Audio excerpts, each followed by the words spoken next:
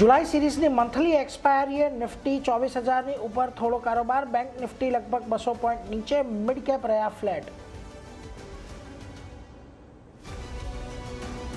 IT શેર્સમાં બીજા દિવસે પણ ઉછાળો, બે દિવસમાં ઇન્ડેક્સ 5%થી વધુ વધ્યો। ટીસીએસ, ટેક મહિન્દ્રા અને ઇન્ફોસિસ 3%થી વધુ વધ્યા। નિફ્ટીમાં ટોપ ગેનર બન્યા। રિયલ્ટી ઇન્ડેક્સ પણ 2%થી વધુ વધ્યો। એફએમસીજી, ફાર્મામાં હળવી ખરીદી। ડિફેન્સ, કેપિટલ ગુડ્સમાં 1.5%થી વધુનો ઘટાડો। મિશ્ર રહ્યા કોલ ઇન્ડિયાના પરિણામ, માર્જિનમાં દબાણ, સ્ટોકમાં આવ્યો 2.5%નો ઘટાડો। ત્યાં જ પરિણામો પછી બીઈએલ પણ ઘટ્યો, લગભગ 3.5% ઘટીને નિફ્ટીનો ટોપનો લૂઝર બન્યો।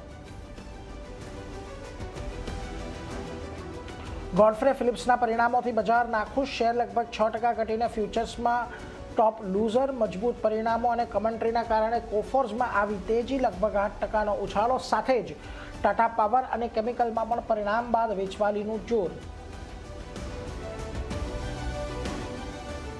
નિફ્ટીમાં આજે આવશે એચયુએલ, એલએનટીના પરિણામ, ફ્લેટ રહી શકે છે। એચયુએલનો નફો ત્યાં જ ખરાબ રહી શકે છે। એલએનટીના પરિણામ વાયદામાં રેડિકો, ખેતાન, વીબીએલ સહિત 7 કંપનીઓના પરિણામ પર રહેશે નજર।